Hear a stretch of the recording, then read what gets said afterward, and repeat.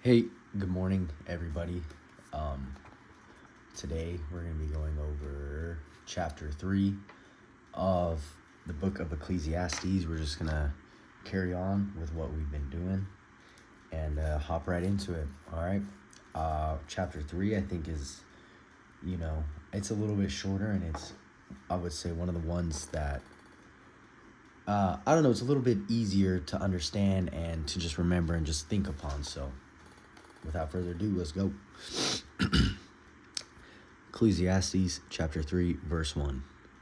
To everything there is a season, and a time to every purpose under the heaven. Okay, so right here, he's just pretty much saying that there is a time for everything under the sun, and a season for everything under the sun. And real quick, I don't know if you can see, but it says V17 right here. And pretty much what that means is that this verse relates also to verse 17 in this same book, which is way over here. If you can see it, it said, I said in mine heart, God shall judge the righteous and the wicked, for there is a time, therefore, for every purpose and for every work. So verse 17 on chapter 3 is just reiterating what verse 1 said, line upon line, precept upon precept. Boom, there we go.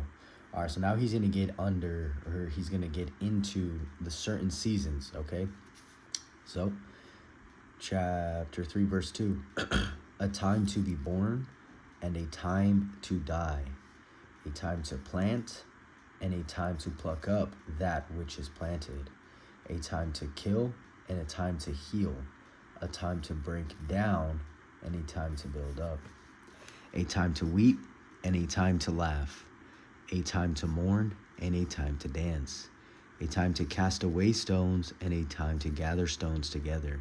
A time to embrace and a time to refrain from embracing. A time to get and a time to lose.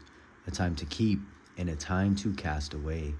A time to rend and a time to sow. A time to keep silence and a time to speak. A time to love and a time to hate. A time of war and a time of peace. Okay, so he just went over a couple of different seasons that most of us will experience in this life. And remember, these aren't all encompassing. These are just, he's trying to portray to us that there's going to be a time for everything, right? There's going to be a time to laugh and a time to cry, a time to love and a time to hate, all that good stuff. And also, I just want to point out something else. So if your Bible has, as you can see at the end of, let's just go real quick to verse, where are we at? We'll go to verse 9. So it says, what profit hath he that worketh in that wherein he laboreth, right? That was a little bit of a tongue twister. What profit hath he that worketh in that wherein he laboreth, right? So as you can see, there's another little precept right here. It says Ecclesiastes 1, chapter 1, verse 3. When you see that number before the colon, the number before the colon is the chapter, and the number after the colon is the verse. And this Bible is saying is that, hey, verse 9 of chapter 3 refers also to chapter 1, verse 3. So let's take a look at what that says. Right over to chapter 1, verse 3. What profit hath a man of all his labor which he taketh under the sun? Versus what profit hath he that worketh in that wherein he laboreth? So it's kind of saying the same thing.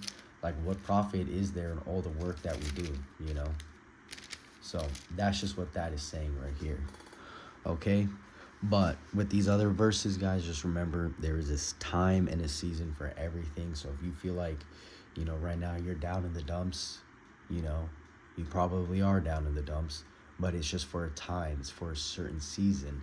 And then, hopefully if you do everything right, follow the right steps, you'll get out of that season of being in the dumps, of being in the trenches, and you might see the season where you're no longer in the trenches, right? So don't be disheartened. And look, as you can see, there's a time for everything. So a time to weep and a time to laugh, a time to kill and a time to heal, right? So whatever you're going through, it should pass. Okay, so moving on. I have seen the travail which God hath given to the sons of men to be exercised in it. He hath made everything beautiful in his time.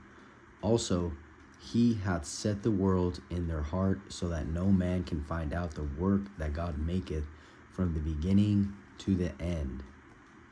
Okay? So what he's saying right here, I believe he already said it in one of the other chapters. I believe chapter 1, you know, the travail that God has given, you know, us, the sons of men, is that, you know, he's made this world such a magnificent place that we want to try to figure out everything there is to know about this world, right? Like, you could see us, you know, allegedly attempting to go into outer space, you know, see what's going on in outer space, quote unquote outer space, and then, you know, we're constantly looking for what's in the ocean. You know, we're constantly trying to, you know, see what's smaller than atoms, trying to just see everything there is, right? But this is a sore travail that God hath given us, you know, a desire to just keep moving forward. You know, it's how, you know, it could possibly be seen as a burden for us. You know, we have that indomitable human spirit where we are constantly seeking after and quote unquote chasing greatness and discovery. You know, it's like we're never truly satisfied. We always have to be trying to be doing something, you know. Like, what's that shit called? Dopamine. You know, people say chase real dopamine. And when you do things that, like, actually fulfill you and, you know, push you forward, that's where you get, like, real dopamine from. And, you know, I think that's, like, part by design. You know, if we just woke up and felt good every day, you know, shit, we wouldn't even get out of bed.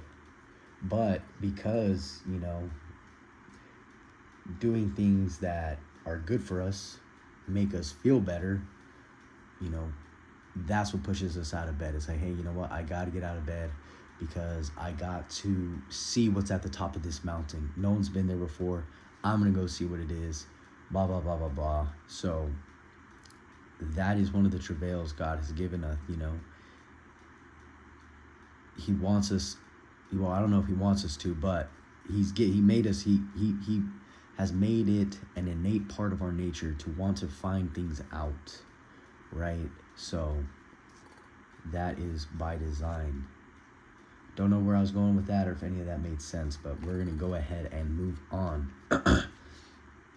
Okay, we're just going to continue. We're going to start back with verse 10 because I believe it ties in with 12 and 13.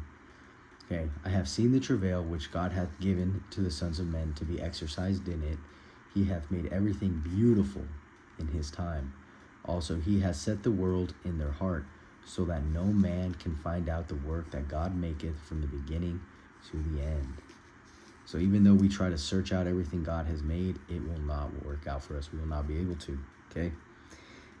I know that there is no good in them, but for a man to rejoice and to do good in his life.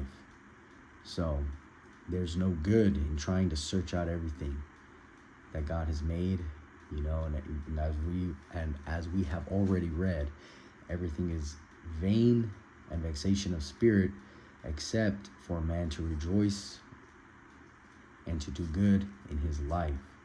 You know, be grateful for everything you have, praise the Most High, and do good in this life. You know, that's part of our portion, and our labor is another part of our portion, and the fruit that comes from our labor is another part of our portion, okay? And also that every man should eat and drink and enjoy the good of all his labor. It is the gift of God. Boom, I'm pretty sure I just kind of said that. And then look right here, Ecclesiastes 2:24. This is chapter 2 on this side, 24. Boom, saying pretty much the same thing. I'm not going to go ahead and read it out loud, but just something to think about. And another thing, even if your Bible has these little references, I believe is what they're called, references to other parts of the Bible, just because it has the references doesn't mean it's set in stone. One, a good precept. Two, a precept upon precept, established by the Most High, right?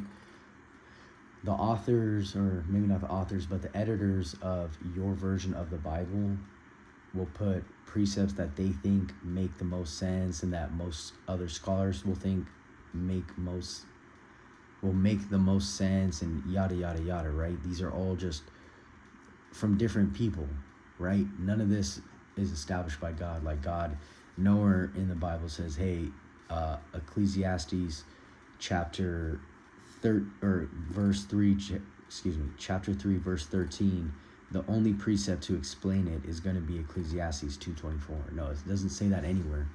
But people who have been studying the Bible much longer than you and I have read through and have found a lot of precepts that tie into each other, and they went ahead and just referenced them for us. Some Bibles have way more references, some have none. So don't take these as the end all be all. You can just use these, if you don't have a computer, don't have anything, like, boom, well, I don't understand what this means, but it does say Ecclesiastes 2:24. Let me go take a look at it, right? And also, you might find some that don't have any precepts or any references, but you might know a reference yourself, and you're like, oh, that ties in perfectly. So just something to think about. These references are good, but they are not law, okay? Okay, moving on, chapter 4, verse 14. I know that whatsoever God doeth, it shall be forever. Nothing can be put to it, nor anything taken from it. And God doeth it, that men should fear before him. That's a good one. It's pretty straightforward. Whatever God does will be forever. The sun, the moon, the ocean, the sand, the mountains, the snow, the cycles of life, all that, right? And why? And nothing can be added to it or taken from it. Like, go ahead and try to add water to the ocean, right? Now, not water from your sink, because you're just getting that water from the sink, from the water life cycle, right? Or try to destroy water. What happens if you evaporate water? It goes straight into the clouds, back down to earth, right? Everything returns to dust from whence it cometh. So when we try to destroy anything, it just turns to dust, goes back to dust. We can't create anything either. We can't just, let me create something. No, if we want to build something or, create a painting, we have to take the materials that are around us and build it, so to speak, with what we have. We can't create things or add to anything like the Most High does. He just, boom, how did he fill the oceans? He just added water. We can't do anything similar to that, right? And why does he do that? So that we can be in awe of his greatness and understand that he is Most High, most powerful, and everlasting to everlasting. So we should fear him, okay? Boom. Verse 15. That which hath been is now, and that which is to be hath already been. And God requireth that which is past, okay?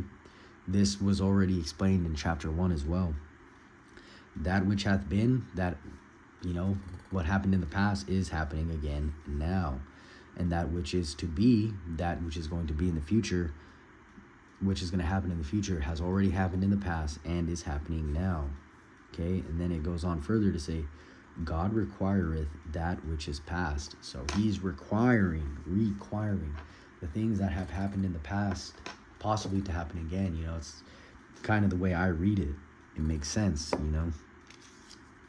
So just some more stuff to think about. So if you think, man, times are hard right now, no one's ever experienced these problems, just understand that that which hath been is now.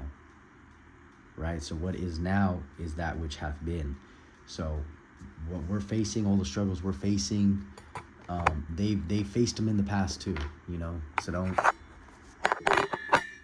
don't be disheartened and think you can't overcome overcome this, because if our forefathers did before us, so can we. All right, no excuses.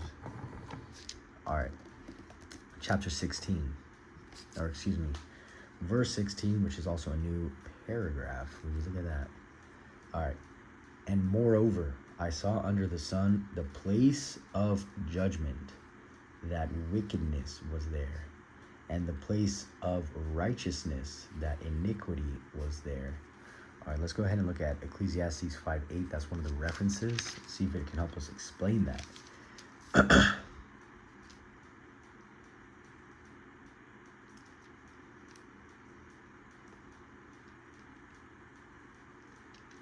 Wow. Okay, so Ecclesiastes 5 verse 8 says, if thou seest the oppression of the poor, and violent perverting of judgment, and justice in a province, marvel not at the matter, for he that is higher than the highest regardeth, and there be higher than they. That is quite the riddle, right? So yeah, the higher, he that is higher than the highest regardeth it. He, more so to say, allows it, right? Okay, so yes, the place of judgment, there's wickedness in the place of judgment, and the place of righteousness, there is iniquity in there as well, right? So goes back to all this vanity and vexation of spirit. Even where it's supposed to be just and judgment and righteousness, there is still evil and iniquity and, you know, all that bad stuff. So do not marvel at it either. It's just the way it is. You know, people always like, oh, blah, blah, blah. Everything's so bad. It's like, hey, listen, it's supposed to be that way. It's by design. Okay? Yep. This ties back, or verse 17 ties back into verse 1, you know. There's a time and place for everything, right? And God shall judge the righteous and the wicked. So I'm going to always remember, we are always on the verge of God's judgment, because at any moment could be our last moment. All right, anyways, verse 18, I said in my heart concerning the estate of the sons of men, that God might manifest them, and that they might see that they themselves are beasts, right? He's saying we are beasts. For that which befalleth the sons of men befalleth beasts. So that which happens to us, to mankind, also happens to beasts, the animals. Even one thing befalleth them. The same thing happens to both of them. One dieth, so dieth the other. Yeah, they have all one breath. You know, animals die, we die. We only, you know, it says one breath, as in we only have one breath of life. Once this life is over, there's no coming back for either of us, animals or man, right? And then it's saying, so that a man hath no preeminence above a beast, for all is vanity. All go unto one place, all are of dust, and all turn to dust again, right? So it's saying we don't have preeminence over them, which, you know, I believe means, like, you know, we're not better than them, so to speak, right? But we do have dominion and rule over them, I believe. You know, I believe the Most High gave that power to Adam. You know, he had dominion over the animals, but don't quote me on that. You know, but like I said, you know, we all go back to one place, to dust, and we all came from one place, dust, right? So all is vanity. Said it again right there, for all is vanity. Okay.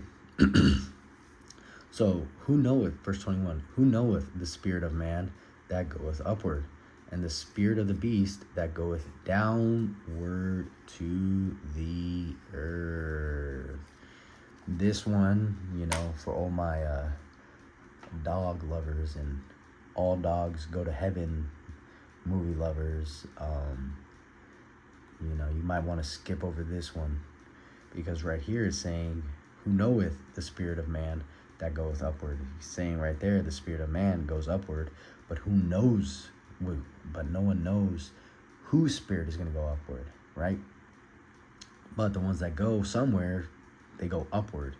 And the spirit of the beast that goeth downward to the earth. So I don't think their spirits go to the same place ours do.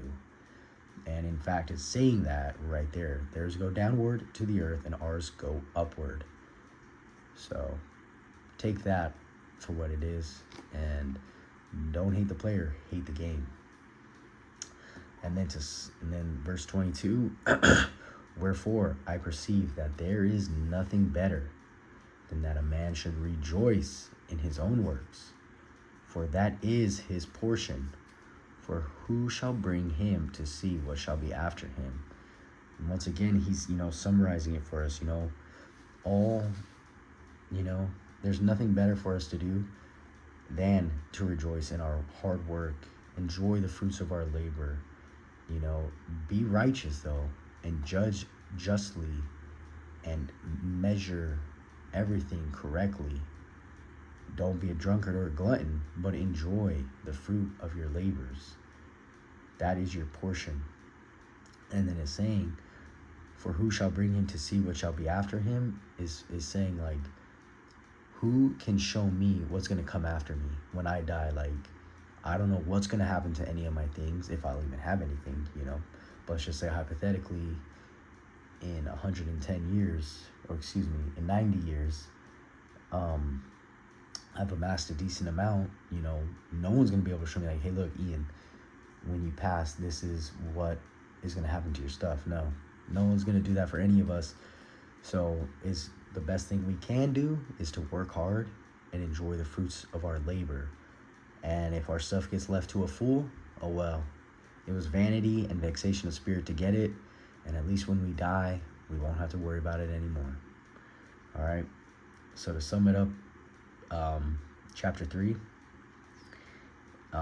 we're still carrying on the theme that all is vanity and vexation of spirit, right? And that nothing matters in a good way, wherein it's almost like we're damned if we do and damned if we don't. But to do is always better than to not do. So we should work hard to enjoy the fruit of our labor, even though it is vexation and vanity, right? Keep at it and understand that there are seasons for everything. And some seasons might last longer than others. And if you're in a bad season and you're remembering the Most High, keep remembering Him. But when He takes you out of that bad season and places you into a good season, we still have to try our best and hardest to remember Him and be grateful, and to not think that our hands have done anything to pull us out of that season. But it's only through the strength that He gives us and through His timing are we pulled up out of the mud, out the trenches, out of that season. And when you are in a season of happiness, be grateful, enjoy it, and understand that, unfortunately, it's not going to last forever. And that's just life. And to worry about it is vanity and vexation of spirit. All right? That's about it. All praise to the Most High.